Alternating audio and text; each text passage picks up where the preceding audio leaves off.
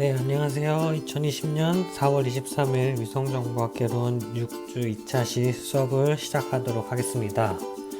오늘은 전달사항 먼저 말씀을 드리도록 할게요. 두 가지 소식이 있습니다. 안 좋은 소식과 좋은 소식. 어떤 것부터 얘기를 할까요? 네, 안 좋은 소식부터 얘기를 할게요. 매도 먼저 만드는 게 낫죠. 안 좋은 소식은 뭐냐? 이번 학기가 이미 아는 학생들도 있을 것 같은데 비대면 수업으로 하는 것으로 결정이 됐어요. 즉, 기말고사 볼 때까지 이번 학기 통으로 비대면 강의를 진행을 하라고 이렇게 지침이 내려왔습니다. 참 아쉽죠. 특히 여러분들 1학년 신입생인데 아직 대학 생활도 겪어보지도 못하고, 저도 이제 다른 2, 3학년 수업이랑은 다르게 1학년 학생들은 이제 처음 보게 되는 기회인데 한번 보지도 못하고 이렇게 비대면으로만 수업을 하게 됐습니다. 굉장히 좀 안 좋은 소식인 것 같아요. 그죠? 근데 상황이 상황인 만큼 어쩔 수 없다고 생각이 되고요. 또 이제 잘 적응을 해봐야죠. 그쵸? 그래서 이번 학기 통비대면 강의가 결정됐다는 아주 안 좋은 슬픈 소식을 전달하고요. 대신 좋은 소식도 전달 드릴게요. 좋은 소식은 뭐냐? 중간고사 관련된 거예요. 중간고사가 어떻게 되면은 여러분들에게 좋은 소식이죠? 네, 중간고사 미실시하면은 좋은 소식이 될 것 같아요. 그죠? 네, 이게 교수 재량에 맡긴다고는 하는데, 가급적 중간고사를 보지 않았으면 좋겠다는 이런 뉘앙스로 이제 공지가 왔어요. 그래서 사실, 온라인으로 시험을 본다는 게 굉장히 좀 어렵다고 생각을 하는 것 같아요. 저도 그렇게 생각을 하고, 오픈북으로 해야 되겠고, 아무래도. 그리고 시험 감독도 어려울 거고, 그러다 보니까 중간고사는 이제 미실시를 하는 것으로 학교에서도 그렇게 권장사항으로 왔고, 또 저도 거기에 따라서 중간고사를 보지 않을 예정입니다. 그래도 어쨌든 평가는 해야 되잖아요. 그래서 어떻게 평가를 할 생각이냐 하면은, 중간고사 시험 대신에, 이제 퀴즈, 여태까지 했던 퀴즈들은 학점에 반영하지 않게, 점수에 반영하지 않고, 여태까지는 원래 얘기했던 것처럼 출결에 반영을 하는 게 퀴즈였다면, 오늘부터 내는 퀴즈는 이제 학점에 어느 정도 반영을 할게요. 그래서 오늘부터 내는 퀴즈는 학점에 들어갈 수가 있으니 이제 신경 써서 풀어서 이제 제출했으면 좋겠고, 퀴즈 양식은 지금까지랑 비슷할 거예요. 아마 객관식은 이제 안 낼 것 같고, 주관식 위주로 낼 건데,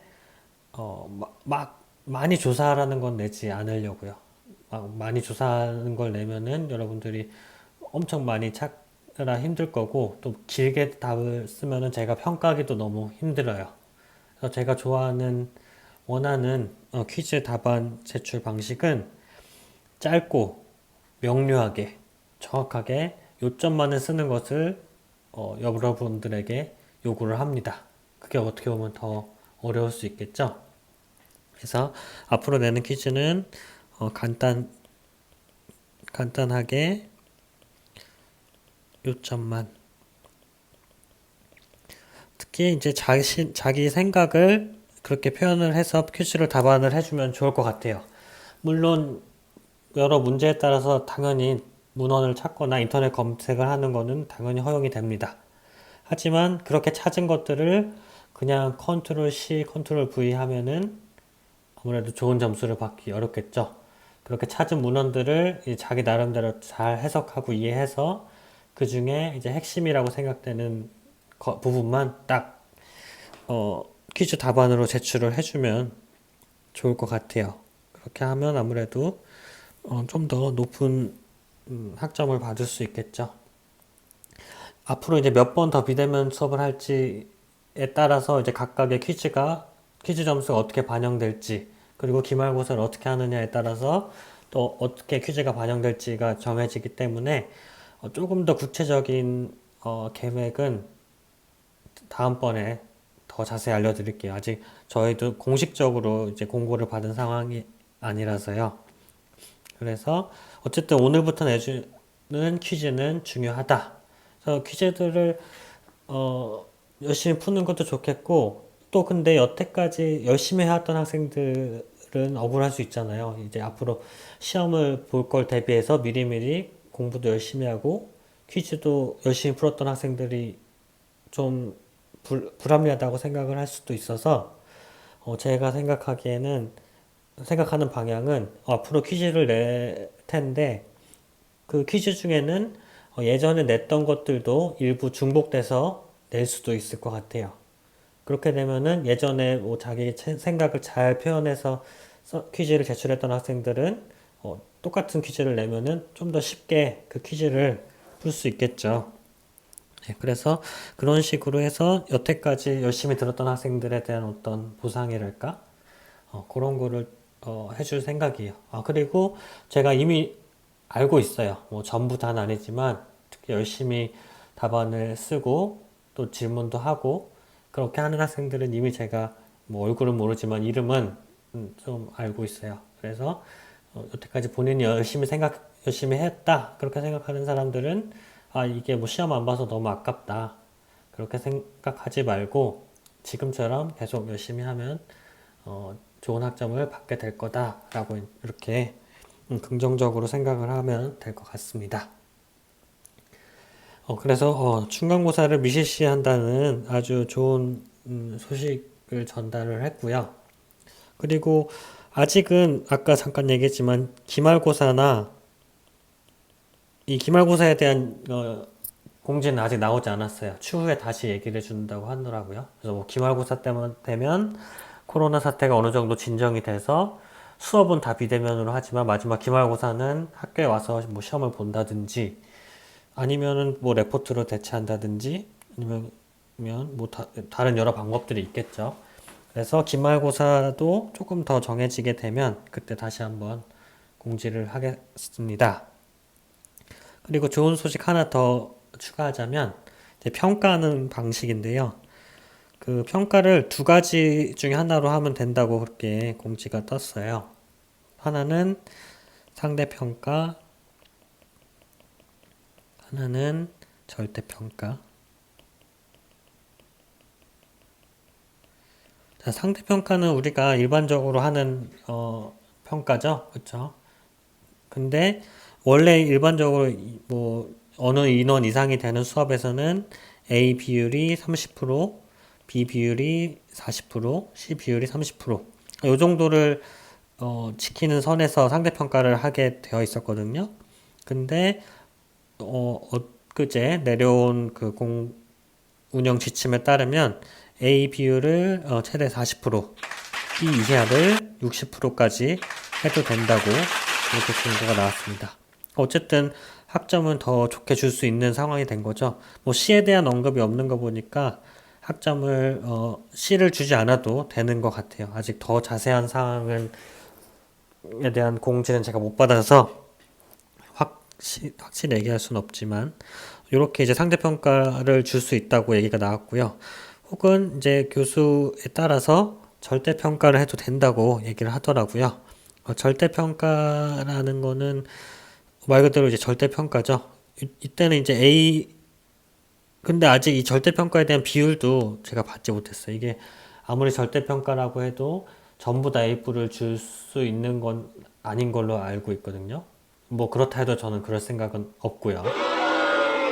제가 뭐 학점을 잘 안 주는 편은 아닌데 그래도 열심히 한 학생과 그렇지 않은 학생이 학점 이제 차이는 있어야 된다고 생각을 해요. 그래서 만약에 절대평가를 하더라도 어쨌든 저는 어떤 그 등급을 매길 생각입니다. 뭐 A뿔, A0, A마 뭐 이렇게 하든지 아니면은 A뿔, A0, A마, B뿔, B0, B마 그리고 뭐 정말 뭐 열심히 안 한 학생들은 뭐 C나 그 이하까지 또 생각을 하고 있어요. 그래서 어쨌든 절대평가든 상대평가든 그냥 대면 강의를 했을 때보다는 아무래도 학점이 전반적으로 더 높아질 수 있을 거라고 판단은 되고요. 하지만 열심히 해야겠죠. 그래서 지금처럼 절대평가 됐다니까 혹은 학점을 높게 줄 수 있다고 하니까 좀 열심히 안 해도 되겠지 그런 생각을 하지 마시고 열심히 하는 학생들은 지금처럼 열심히 하시고 만약 그렇지 않았다고 생각되는 학생들도 뭐 지금부터라도 여태까지 퀴즈는 이제 그거 출결이었지만 지금부터 퀴즈는 학점에 이제 반영이 된다는 거를 꼭 인지하셔서 조금 더 신경 써서 수업도 듣고 퀴즈도 풀고 했으면 좋겠습니다.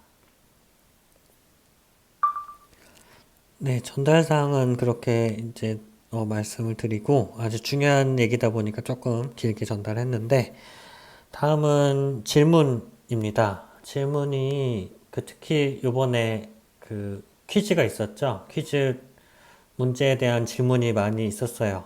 그 답을 알았으면 좋겠다. 그런 질문이 있었는데 그 얘기는 다음 시간에 즉 측면 관측 방식 마이크로파사나 RAR 같은 경우에는 측면 관측 방식을 데이터를 취득하는데 왜 그렇게 하나요에 대한 퀴즈였죠.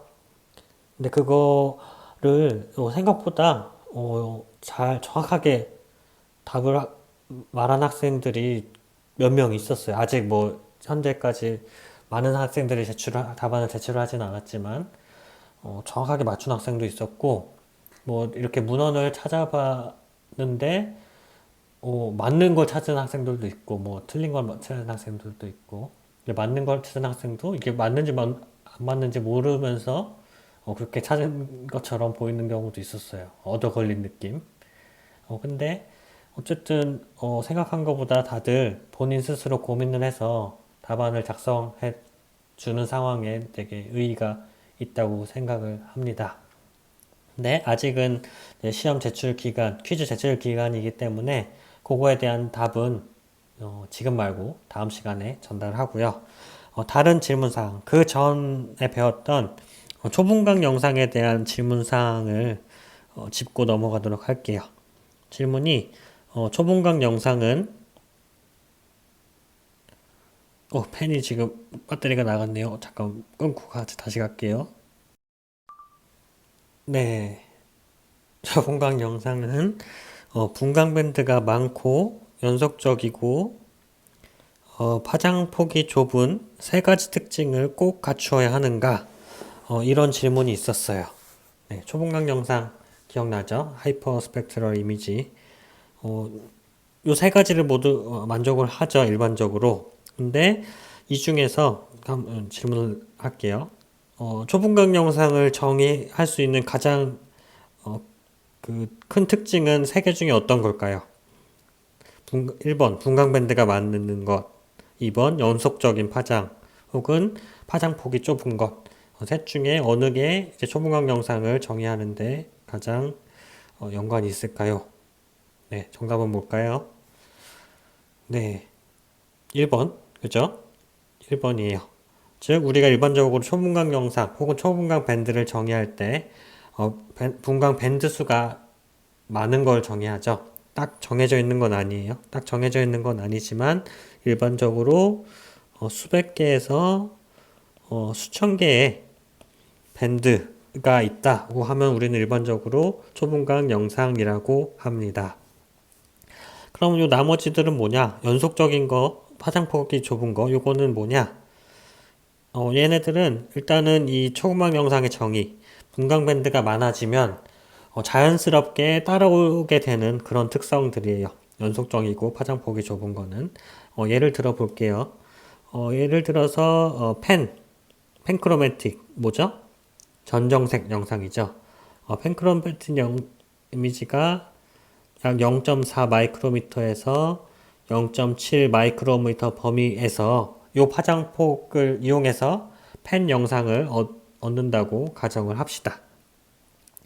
근데 초분강 영상도 동일한 파장이 영역, 파장 범위에서 얻을 수 있는 초분강 영상이 있다고 정의를 할게요. 그럼 이제 파장 폭은 범위는 취득할 수 있는 파장 범위는 동일한데 요 안에 펜은 요 안에서 이제 밴드 하나를 이렇게 얻는 거죠. 그렇죠? 밴드 하나를 얻는 건데 요 안에서 초분강 영상은 굉장히 많은 밴드가 있는 거죠. 굉장히 많은 밴드. 수백 개에서 뭐 1000개까지, 수백 천 개 이르기까지 그만큼의 밴드가 있어야 되는 거예요. 그렇다 보니까 아무래도 요 하나하나가 갖는 요 파장폭은 작아질 수밖에 없겠죠. 그리고 또 하나는 연속적일 수밖에 없겠죠. 그래서 요 펜 영상 같은 경우에 요 범위가 어떤 하나의 밝기값, 한 개의 밝기값으로 표현이 된다면 마찬가지로 이제 펜 영상에서는 요 그러니까 연속적인 어떤 밝기값으로 표현이 될 수가 있는 거죠. 분광 특성 측면에서. 그렇기 때문에 초분광 영상은 분광 밴드가 많다. 이렇게 많은 게 초분광 영상이다. 정의가 되고 그럼에 따라서 연속적이고 파장폭이 좁은 특징까지 만족을 하게 된다는 것이 이제 오늘 이제 제가 전달해 드릴 질문 사항에 대한 답이 되겠습니다. 질문은 이렇게 마무리를 하고요. 다음은 이제 강의 계획에 대해서 한번 살펴보도록 할게요. 이 강의 계획은 변경 전이에요. 즉 이번 학기가 통 비대면 강의로 정해지기 전에 미리 세워놨던 강의 계획이에요. 제가 그 전달 사항을 그제 이틀 전에 받고 약간 저도 멘붕이었어요. 조금 중간고사 볼 계획이랑 앞으로 어떻게 대면 강의를 할지를 이제 계획을 하고 있었는데 갑자기 통 비대면 강의를 하라고 해서 어떻게 강의를 앞으로 진행을 할까에 대한 고민을 많이 했었거든요. 근데 아직은 그 구체적인 방향을 잡지는 못했어요. 그래서 일단 기존의 강의 계획으로 먼저 살펴보도록 하면 오늘은 요 수업이죠. 6주 2차시 쌓에 대해서 이제 지난 시간에서 계속 할 거고, 이제 비대면 강의로 하다 보면은 그 좀 진행하기 어려운 부분들이 있어요. 우선 예를 들면은, 중간고사는 이제 안 보기로 했고, 그러다 보면 이제 2시간이 또 더 추가를 해야 되겠죠. 그리고 뭐 메타데이터 소개라든지, 위성 영상을 실제로 여러분한테 보여주고, 이걸 어떻게 판독하는지도 이제 대면 강의를 하면 그런 시간을 한두 시간 정도 가지려고 했었는데 그런 것도 이제 할 수 없게 되어버렸죠. 그래서 이렇게 비는 시간을 또 비대면 강의의 다른 어떤 컨텐츠를 이용해서 그 수업을 진행을 해야 돼서 이런 부분들에 대한 고민도 많이 하고 있어요. 또 동시에 그러한 고민에 대한 그 해결 방법 중에 하나가 바로 이제 질문에 대한 건데요. 여러분들 지금도 몇몇 학생들은 아주 질문들을 잘 보내주고 있어요. 질 좋은 질문들. 그래서 그런 질문들이 앞으로도 오면은 그 질문들을 가지고 제가 이제 이 질문은 이제 수업 시간에 좀 더 얘기를 해서 다른 학생들도 알게 되면 좋을 것 같다. 그런 질문들 위주로 이제 여러분들한테 이제 답변을 지금 하고 있는 상황인 거예요. 지금은 이제 웬만한 질문들에 대한 다 답변을 하고 있고, 앞으로는 좀 여러분들에게 이제 바라는 거는 중간고사를 안 본다는 얘기는 이제 중간고사에 대한 평가를 다른 방법으로 해야 되잖아요. 첫 번째로 평가하려고 했던 거는 아까 얘기한 대로 퀴즈에 대한 어떤 답을 아니면 여러분들이 진짜로 고민을 했는가, 답이 맞고 틀린가도 이제 뭐 중요할 수도 있지만 그래도 이제 고민한 흔적 그런 걸 저는 이제 좀 더 중요하게 생각을 하거든요. 그래서 퀴즈가 어떻게 보면 중간고사를 대체하는 하나의 수단이라면 또 하나는 질문입니다. 질문이라는 거는 이제 여러분들이 동영상 강의를 열심히 듣고 혹은 퀴즈를 열심히 풀다가 본인 스스로 해결할 수 없는 어떤 그 문제들을 맞닥뜨리게 되면 이제 질문을 하게 되잖아요. 그래서 그런 질문들을 앞으로도 많이 해주세요. 그래서 여러분들이 한 질문 중에 이거는 굉장히 이제 같이 고민해 볼 만한 좋은 질문이다 하는 거는 지금처럼 제가 수업 시간에 소개를 하고 같이 그 질문에 대한 답을 공부하는 시간을 가지도록 할게요.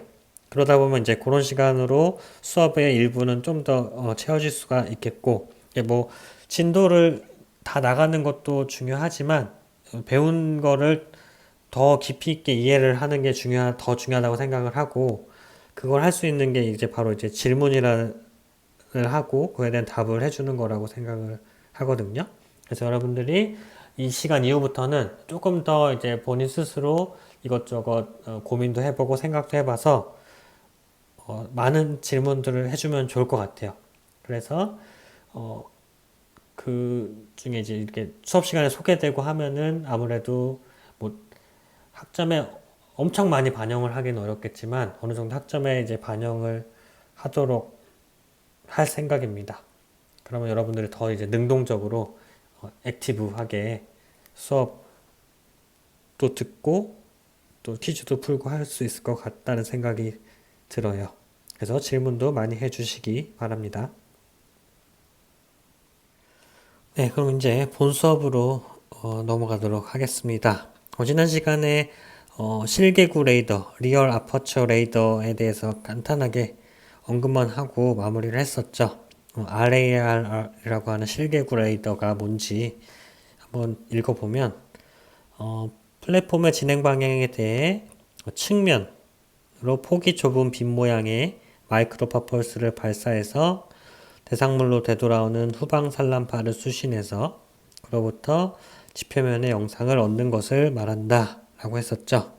그리고 아래에 있는 그림이 그 RAR에 대한 정의가 를 보여주는 그림이에요. 보면은 이제 측면으로 관측을 하고 있죠. 이제 수직 방향이 아니라 옆으로 사이드 루킹을 하고 있는 걸 알 수 있죠. 보시면은 마이크로 퍼펄스를 이제 발사를 해요. 발사를 이렇게 이렇게 발사를 해서 지표면에 맞고 돌아오는 이렇게 돌아오는 에너지를 수신 받아서 이렇게 영상으로 만드는 걸 얘기를 하죠.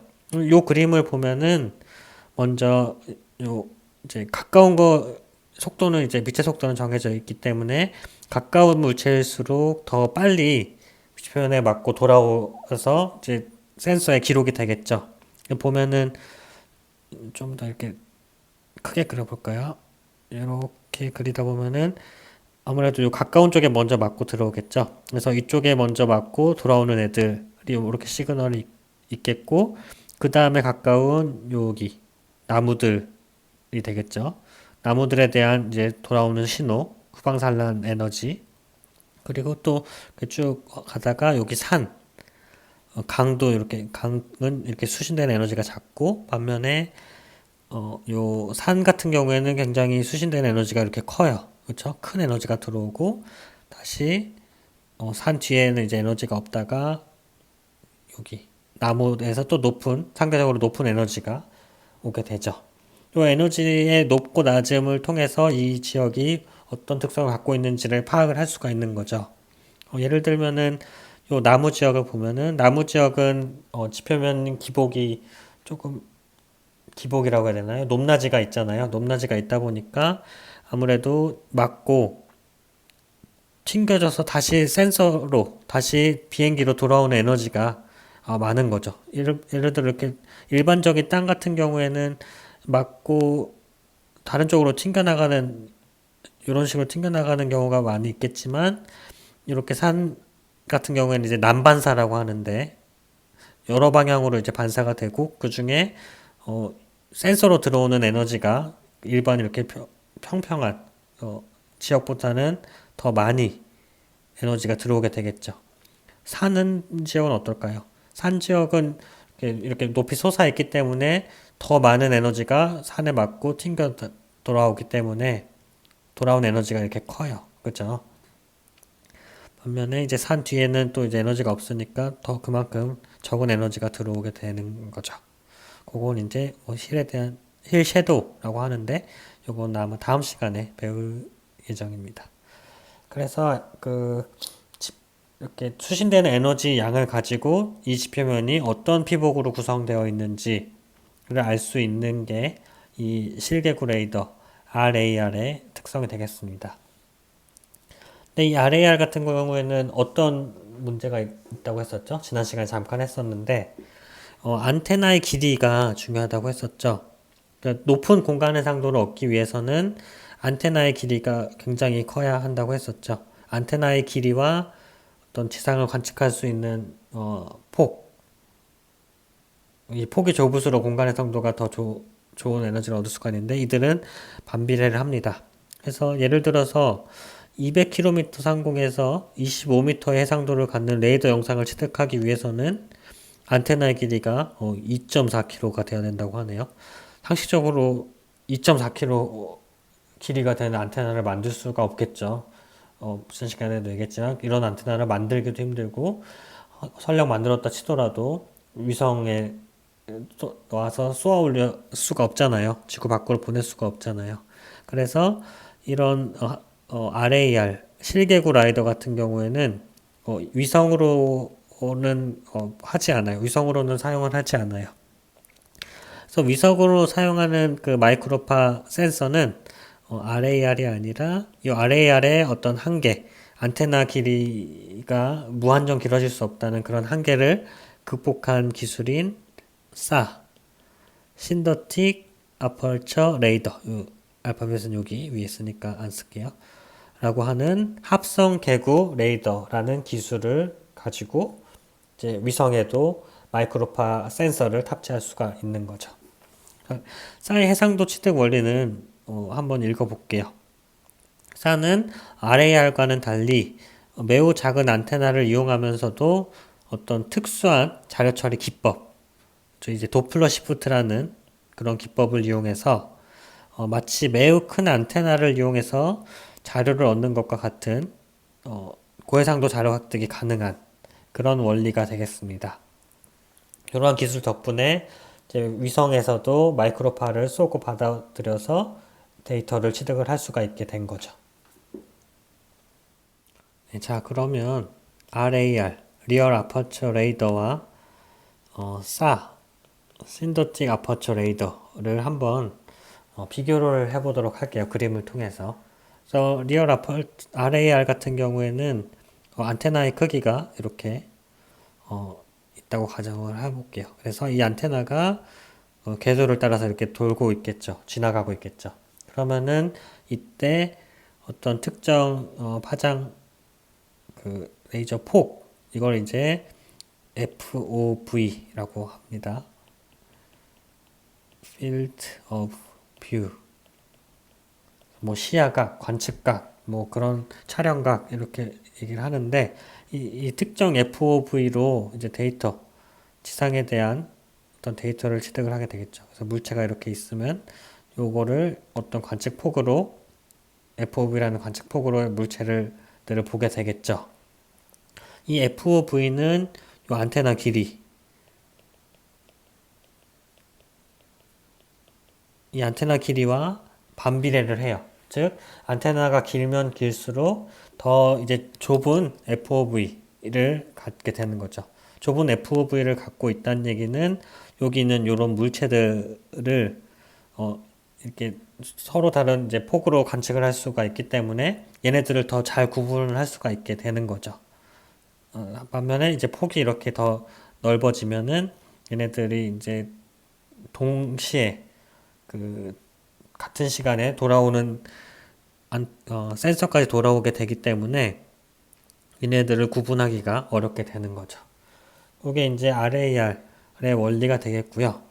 SA 같은 경우에는 마찬가지로 어떤 특정 안테나 길이를 가진 센서가 이렇게 지나가고 있고 요때도 마찬가지로 요 안테나 길이에 반비례하는 폭으로 레이더를 마이크로파를 쏘고 돌아오는 데까지 걸리는 시간과 그리고 그때 돌아오는 신호 세기를 가지고 물체들을 구분을 하게 되는 거죠. 요건 똑같은 원리인데 이 SA는 어떤 게 다르냐면 요렇게 한번 가고, 또 이제 그 다음에 조금 이동을 했을 때 또 마찬가지로 같은 관측폭으로 쏘고 해서, 이러한 것 이제 마이크로파를 쏘는 거를 연속적으로 계속 진행을 하는 거야. 연속적으로. 그래서 요건 이제 도플러 효과라는 어떤 특성을 이용해서 높은 공간 해상도를 얻을 수가 있는데, 예를 들면은 이 센서, 그 위성이 지금 여기 있다고 가정을 했을 때, 이 위성과 이 물체와의 거리가 있겠죠. 그리고 이 위성이 조금 더 이동을 했어요. 위성에서 여기 있을 때, 이 위성과 같은 물체와의 거리가 달라지겠죠. 거리가 달라지는 얘기는 이제 속도가 달라졌다는 얘기고, 이렇게 상대적인 속도, 물체와 그 특정 시간에 그 센서의 그 속도가 계속적으로 이제 달라지는, 즉 상대적인 속도가 달라짐으로 인해서 주파수가 변하게 되는 거예요. 이 거리, 즉 속도에 따라서. 그래서 그 주파수의 차이를 가지고 이 얘에 맞고 이 물체에 맞고 들어오는 신호가 어느 물체에 맞고 들어오는 신호인지, 또 이 두 번째 있는 애가 어느 시기에 맞고 들어오는 그 물체인지를 알 수 있게 판단을 하는 거죠. 즉, 구분을 해줄 수 있는, 이 물체들을 구분을 할 수가 있는 거고요. 그래서 이 도플러 효과라는 걸 이용해서 결과적으로는 이 안테나들이, 작은 안테나가 이렇게 지속적으로 데이터를 취득해서 마치 하나의 큰 안테나를 가지고 굉장히 좁은 파장폭으로 데이터를 취득할 수 있는 것처럼 영상을 처리해 주는 게 이제 싸의 원리가 되겠습니다. 이 도플러 효과라는 거는 그 예를 보면 쉬울 것 같아요. 여러분들이 이제 소방차가 지나가면 그 앰뷸런스 소리가 계속 바뀌죠. 그쵸? 나와 거리가 가깝고 멀어지고에 따라서 그 앰뷸런스 소리가 계속 바뀌어요. 그 얘기는 그 소리 자체가 바뀌는 게 아니라 나와 그 앰뷸런스 자동차와의 어떤 상대적인 거리, 즉 상대 속도에 의해서 그 주파수가 변하게 되는 거죠. 그 주파수가 변해서 앰뷸런스 소리가 계속 다른 것처럼 다른 것처럼 들리게 되는 거예요. 주파수가 다르기 때문에. 도플러 효과가 그런 걸 의미하고, 싸의 고해상도 영상을 얻는 원리도 마찬가지로 도플러 효과, 즉 이 물체와 이 센서와 간의 어떤 상대적인 거리가 계속 바뀜으로 인해서 주파수가 변하고, 그렇게 서로 다른 주파수를 갖는다는 특성을 이용해서 물체를 구별해내는 방법이 바로 싸의 기술적인 이론이 되겠습니다. 네, 그래서 싸의 고해상도 영상을 얻는 어떤 이론을 그 그림을 통해 알아봤고, 싸에 대해서 조금 더 어떤 특성이 갖고 있는지를 살펴보도록 하겠습니다. 최초에는 이제 군사적인 목적으로 개발이 되었대요. 위성 대부분이 그래요. 군사적인 목적으로 위성이 처음 개발이 되었다가 점점 이제 상업화되는 식으로 이제 발전을 하는 게 위성인데, 현재는 이제 지구과학 분야에서 지표면의 특징을 분석하는 데 다양하게 활용이 됩니다. 여러 분야에서 이용이 되는 게 이제 싸 위성 영상이 되겠고요. 이건 이미 알고 있는 것처럼 어떤 기술적인 처리를 통해서 안테나 자체의 해상도보다 훨씬 높은 해상도를 얻을 수 있는 그런 시스템이라고 하고요. 하지만 아까 그림으로는 간단하게 표현을 했을지 몰라도 실제로는 굉장히 복잡한 자료 처리 과정이 필요해요. 그리고 이런 어떤 기술적인 그런 한계로 인해서 스페클 노이즈, 이건 일종의 이제 영상에 굉장히 많은 어떤 잡음, 실제 데이터가 아닌 어떤 그 에러들이 많이 포함이 되어 있어요. 그래서 눈으로 봤을 때는 조금 판독하기 어려운 경우가 많이 있고요. 그래서 우리는 광학 영상을 보면은 우리 사진으로 보는 것과 똑같은 영상은 딱 눈으로 구분이 가능하잖아요. 반면에 이런 쌀로 취득된 영상 같은 경우에는 지난번에 이제 파리 지역 컴셋 5를 보여준 영상을 보고도 알 수 있듯이 우리 눈으로만으로 이제 분석을 하거나 하기에는 좀 어려운 부분이 있어요. 어떤 전문 지식이 조금 있어야 되고 또 노이즈들도 많이 있고 하니까 그런 것들을 이제 감안을 해야 되겠죠. 쌀을 하기 위해서는. 그리고 해상도는 이제 관측 고도나 안테나 크기에 무관합니다. 그 고해상도 에너지 도플러 효과를 이용한 고해상도의 마이크로파를 얻는 그 과정을 거쳤기 때문에 관측의 높이라든가 안테나 크기와는 무관한 공간 해상도를 갖는 특성을 갖고 있습니다. 특히 지표면의 형태적, 물리적 특성에 민감을 하다는 장점이죠. 그렇기 때문에 지표면의 어떤 변화라든지 아니면 지표면의 기복, 특성 그런 것들을 해석하는데 용이한 밴드가 이런 마이크로파 파장 영역이 되겠죠. 사 위성 종류에 대해서 한번 몇 가지만 보도록 할게요. 사는 주로 그때 얘기했었죠. C밴드와 L밴드와 X밴드가 많이 있다고 했었고 C밴드, L밴드, X밴드 밑으로 가면 갈수록 파장은 어떻게 된다고 그랬죠? 상대 파장은 짧아지고 주파수는 커지는 다고 했었죠. 네, 이런 특성을 갖는다고 했었고 자 우리나라 사위성 뭐 있었죠? 컴셋 5. 컴셋 5는 어디 있을까요? 네, 여기 있네요. 그렇죠? 일단 X밴드인 거 우리가 잘 알고 있죠. X밴드이고 2014년에 발사된 컴셋 5가 여기 있고요. C밴드 최초의 ERS 그리고 L밴드 최초의 JERS가 여기 있네요. 그리고 친절하게도 이제 테라스 X나 텐데 X 같은 경우에는 X밴드의 마이크로파다라고 이제 이름을 이미 알 수 있는 그런 친절한 위성들이 있고 또 하나 알면 좋을 것 같은 게 얘네들이에요. 센티넬 1 AB가 있는데 얘네들을 왜 알면 좋겠느냐 하면은 얘네는 공짜예요. 공짜. 우리 공짜 좋아하잖아요. 그쵸? 공짜라는 얘기는 사실 위성 영상이 굉장히 비싸요. 많이 가격이 싸지고 있는 추세긴 한데 굉장히 일반적으로 비쌉니다.